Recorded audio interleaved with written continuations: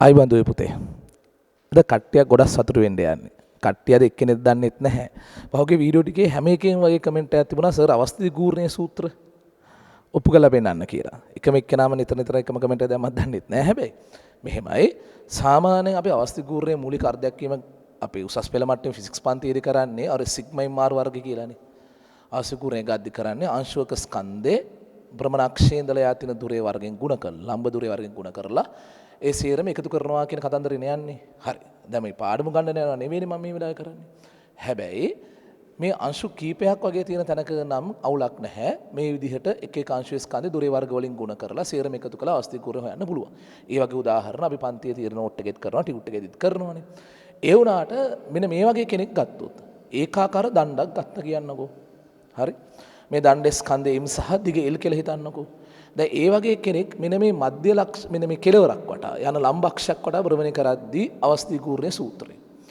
එහෙම නැත්නම් ඔය කියන දණ්ඩම හරි ඔය කියන දණ්ඩම ඒකාකාර දණ්ඩ මධ්‍ය ලක්ෂය හරහා යන ලම්බක්ෂයක් වටා භ්‍රමණය කරද්දී අවස්ථිති ගූර්ණයේ සූත්‍ර මේ ක්‍රමයට ගිහිලා අතර ගන්න බෑ. ඕවා ගන්න අනුකලනය කියලා නෝට් එකේ කියලා තියෙනවා. එහෙම කියලා අපි සාමාන්‍ය ළමයට නෝට් එකේ දෙනවා.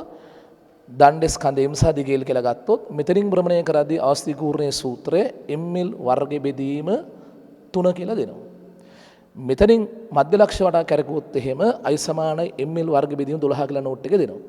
දීලා ඉවරලා ඒකම කියනවා මේවා දුන්නාට කඩපාඩම් කරගන්න ඕනේ නැහැ කියලා. මොකද විභාගයේදී මේවා දෙනවා. හරි සූත්‍ර වශයෙන් දෙනවා. මෙතනින් i ලියන සූත්‍රය මේකයි, මෙතනින් i ලියන සූත්‍රය මේක කියලා විභාගය දෙනවා. හරි. හැබැයි නෝට් එක අපි කියනවා අනුකලනය මේක ඔප්පු කරන්න කියලා. ඒක තමයි මේ දරුවෝ ඉල්ලන්නේ මේ අනුකලනය කළ එක ඉතින් ඔප්පු කරලා පෙන්නන්න කියලා. හරි.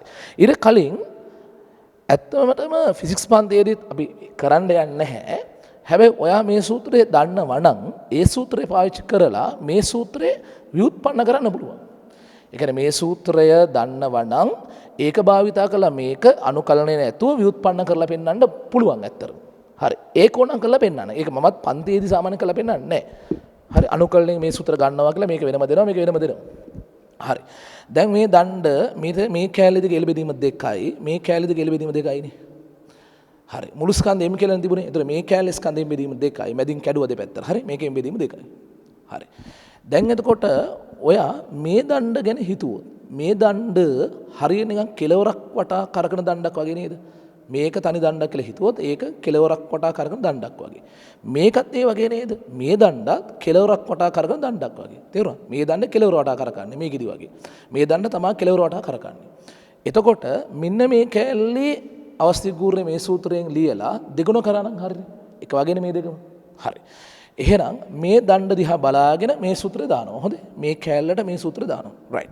එතකොට දාදි කොහොමද දෙන්න ඕනේ? ස්කන්ධය දණ්ඩේ ස්කන්ධය ගද්දී මේකේ ස්කන්ධයෙන් බෙදීම 2යි. හොඳේ. එම් බෙදීම 2යි ගුණ කිරීම එහි දිග ප්‍රමාණය එල් බෙදීම 2යි. හැබැයි ඒක වර්ග කරන්න ඕනේ. හරි. මෙන්න ස්කන්ධයෙන් බෙදීම 2 ගත්තා. ඒ දණ්ඩේ දිග එල් බෙදීම 2 ගත්තා. හැබැයි වර්ග කළා. මේ බෙදීම 3 ඉලක්කම තියෙන්නත් ඕනේ. හරි. බෙදීම 3 ඉලක්කම තියෙන්න ඕනේ. හැබැයි බැලුවම පේනවා මේ කැලේ අවස්ථිත ගූර්ණය වගේම එකක් නෙමේකෙත් තියෙන්නේ. දෙපැත්ත සම්මිතිකයිනේ. ඒ නිසා නැවත මම ඕක දෙගුණ කරනවා. නැවත ඕක දෙගුණ කරනවා. ඒ කරාම මේ දෙකේ ලක්කම කැපෙනවා. මේ දෙක වර්ග කරාම එනවා 4ක්. ඒ 4යි මේ 3යි ගුණ කරා 12ක් එනවා. උඩ ml වර්ග එනවා. ml වර්ග බෙදීම 12යි. ඔන්න හරි. මේ සූත්‍රය දන්නවා නම් මෙතනින් වටා කරගද්දී එන සූත්‍රයත් මේ සූත්‍රය පාවිච්චි කරලා ඔන්න ඔප්පු කරලා පෙන්නවා. ඕක නම් ෆිසික්ස් පන්ති ගෝණම් කරලා පෙන්නන්නත් පුළුවන්. හරි. මම දන්නවා මේ වීඩියෝ සීරීස් එකේ ගොඩක් අය බලාගෙන ඉන්නේ පැන්ලිසර්ගේ වැඩ කැලේ පටන් ගන්නකම්. අර මමත් ඉතින් මොනවා හරි හඳුන්වා දීම කරන්න එපා ඒක නේද? ඒ නිසා ඉතින් මම පොඩ්ඩක් වෙලා එකට ගන්නවා. දැන් සර් මේ සූත්‍රයයි මේ සූත්‍රයේ දෙකම අනුකලනය පාවිච්චි කරලා ඔප්පු කරලා පෙන්නයි. හරි? රයිට්. හරි. බොහොම ස්තුතියි. අපි දැන් බලමු කොහොමද මේක කරන්න කියලා.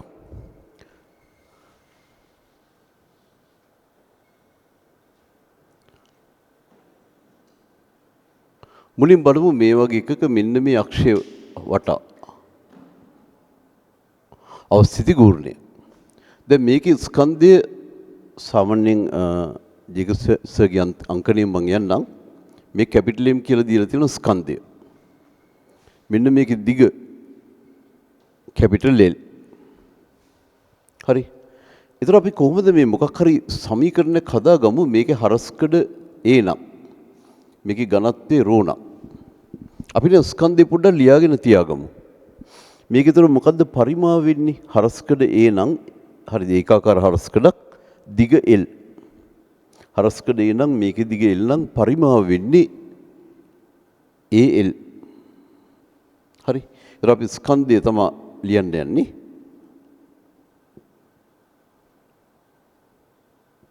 AL කියන්නේ පරිමාව. අපි දන්නවා පරිමාව වැඩි කිරීම ඝනත්වය කියන්නේ ස්කන්ධය. අපි ඝනත්වය වැඩි කරා. ඒක නිකන් අපි පැත්තකින් තියාගමු. දැන් අපි කරන්නේ මෙහෙම එකක්. මම ආයේ මේ රූපය අඳින්නම්.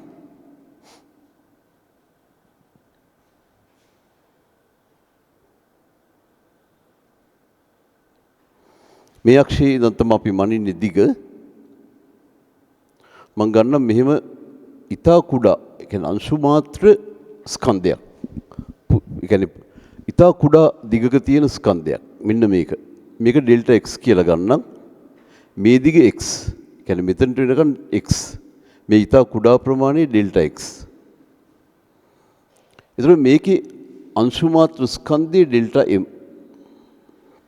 අපි එහෙමනේ ගන්නෙ.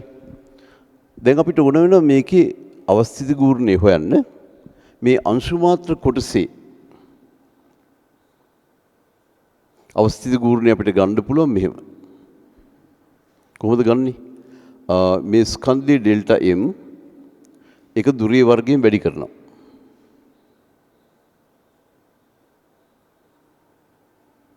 මේක ඇත්තම මොන අංශු මාත්‍ර අවස්ථිත ගූර්ණය කියන්නත් පුළුවන්.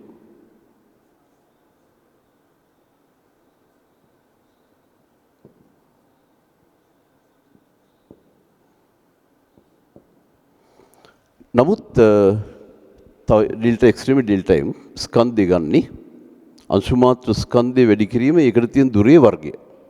දැන් අපි අවස්ථිත ගූර්ණය ගන්න යන්නේ මෙහෙමයි මේ අක්ෂය වටා.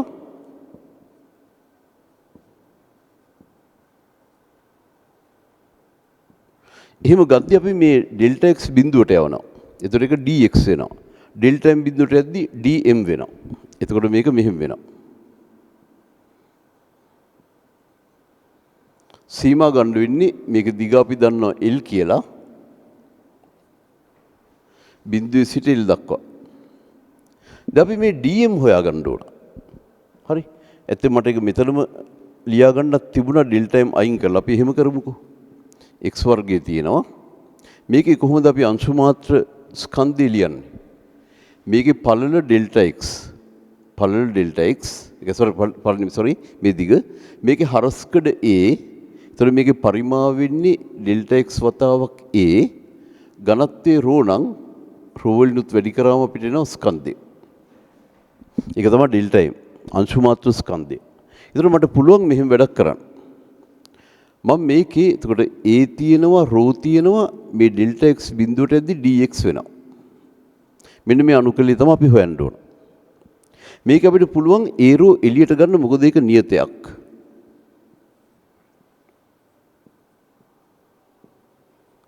ඇතුළේ එනවා x වර්ගය. ඉතින් අපි මේක අනුකලනය කරාම එනවා සීමා දාන්න වෙනවනේ මේක බිඳුව මේක L. මෙතන සීමාව මෙතනටත් වළංගුයි. ඉතින් අපි x වර්ගය අනුකලනය කරාම අපි දන්නවා මෙතන ඝණය වෙනවා බලයට එකක් එකතු වෙනවා ඒ ගානෙම බෙදෙනවා. මේකේ සීමා තියෙන්නේ මෙහෙම. හරිද? එතකොට L ආදේශ කරා මේ සීමා ආදේශ කරාම ඒ රෝ කියන එක එළියෙන් තියෙනවා. මේකට අපි L දැම්මුත් වෙනවා L ඝණයේ බෙදීම 3. බිඳුව දැම්මුත් බිඳුවයි. ඒකේ අගයක් නැහැ නේ. ඒතර අපි මේකෙන් ඔයගොල්ලෝ මුලින් දැක්කා මේ ALP කියන්නේ ස්කන්ධය. Capital M. අපි මේකෙන් එක L එකක් ගලවනවා. ALP නෙමෙයි L රෝ. එක L එකක් ගලවනවා. ඒතර අපිට ඉතුරු වෙනවා තව L වර්ගයක් ඒ වගේම 3 ඉලක්කම. අපි දැක්කා මේ තියෙන්නේ ස්කන්ධය කැපිටල් M.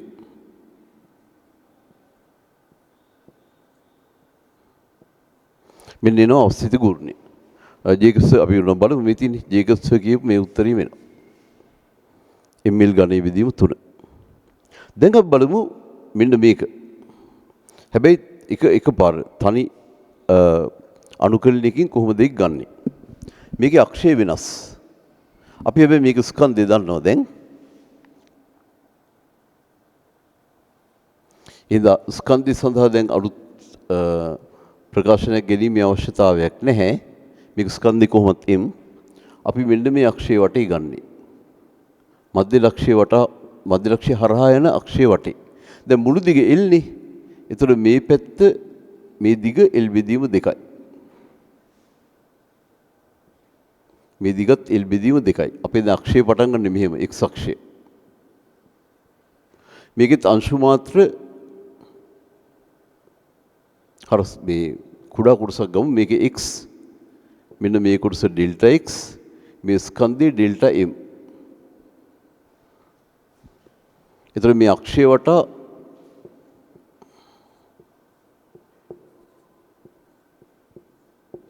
මේකෙන් ඇති කරන අවස්ථිත ගූර්ණය වෙන්නේ මොකද්ද? ස්කන්ධය ඩෙල්ටා m. ඒක වැඩි කරන දුරේ වර්ගයෙන්. දුරේ වර්ගයෙන් වැඩි කරනවා. ඒතර අපේ අවස්ථිත ගූර්ණය වෙන්නේ ඊට කලින් මම අර ඩෙල්ටා m පොඩ්ඩක් හදන්නම්. අපිට ලියන්න පුළුවන් මේ කොහොමද? ඩෙල්ටා x සම මෙතන තියෙන ඝනකම. මේකේ හරස්කඩ වර්ගඵලයේ ඝනත්වයේ ρ. ඒතර මේකේ පරිමාව වෙන්නේ ඩෙල්ටා x වැඩි කිරීම a. a ඩෙල්ටා x ඒක ඝනත්වයෙන්ුත් වැඩි කරාම එනවා මෙන්න මේ ඩෙල්ටා m. ඒ x වර්ගය a ρ ඩෙල්ටා x. ඒතර අපි මේ ඩෙල්ටා x බිඳුවට යනවා. බිඳුවට යවද්දි මේක dx වෙනවා. අනුකලන ඇතුලේ මෙහෙම එන්නේ x වර්ගය a ρ මේක dx වෙනවා. ඒකම අපි දැන් සීමා දෙක දාන්න ඕන. මෙතන තමයි x සමාන බිඳුව වෙන ස්ථානේ. අක්ෂය මෙහෙම තියෙන්නේ. දිග L බෙදීම දෙකක් හින්දා මෙතන එනවා ධන L බෙදීම දෙක. මේක අනිත් පැත්තට මනින්න හින්දා මෙතන එනවා ඍණ L බෙදීම දෙක. එහෙනම් මේ පැත්තේ L බෙදීම දෙකයි මේක ඍණ L බෙදීම දෙකයි. ඉස්සෙල්ල වගේම අපි මේක අනුකලනය කරමු. x ඝනයේ බෙදීම 3ක් එනවා. a ρ කියන එක නියතයක් නේ. ඒක ඔහොම පැත්තකට ගමු. මේකේ සීමා තියෙන්නේ උඩ සීමාව ධන L බෙදීම දෙක, පහළ සීමාව ඍණ L බෙදීම දෙක. දැන් අපි සීමා ආදේශ කරමු.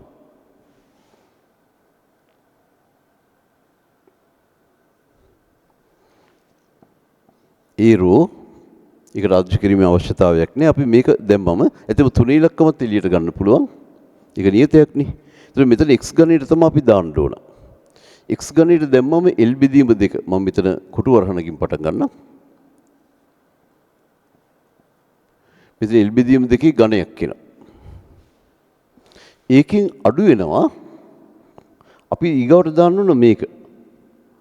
ඍණ L බෙදීම දෙකේ ඝනය. දැන් බලමු මොකද්ද වෙන්නේ කියලා. a ρ බෙදීම 3 මෙතන එනවා L ඝනයේ බෙදීම 8ක්. ඍණ ඔයගොල්ලෝ දන්නවා ඍණ සංඛ්‍යාවක ඝනය කිව්වම ඍණ සංඛ්‍යාව 3 පාරක් වැඩි වෙනවා. දෙපාරක් වැඩි ධන වෙලා තුන්වෙනි ඍණ ලකුණෙන් ඒක ආපහු ඍණ වෙනවා. ඒතර මේක ඍණ L ඝනයේ බෙදීම 8. ඒතර මේක සුළු වෙනවා. මොකද අපිට ඉන්න පොදු හරය ඕන නම් 8යි කියලා ගන්න පුළුවන්. මේ දෙක ධන වෙනවා. ඒතර L ඝනය ධන L ඝනයෙන් 2යි L ඝනයක් එනවා. එකපාරම මට L ඝනයේ බෙදීම 4 දාන්න තිබුණා. ඒතර මෙතන එනවා මොකද්ද? අපි L එකක් ගලවමු. ඇයි L එකක් ගලවන්නේ? මෙන්න මේ හේතුව හින්දා. AL ρ කියන්නේ M. AL ρ කියන්නේ M. AL ρ. අපි එක L එකක් ගැලෙවුවා. ඒතර ඉතුරු මොනවද?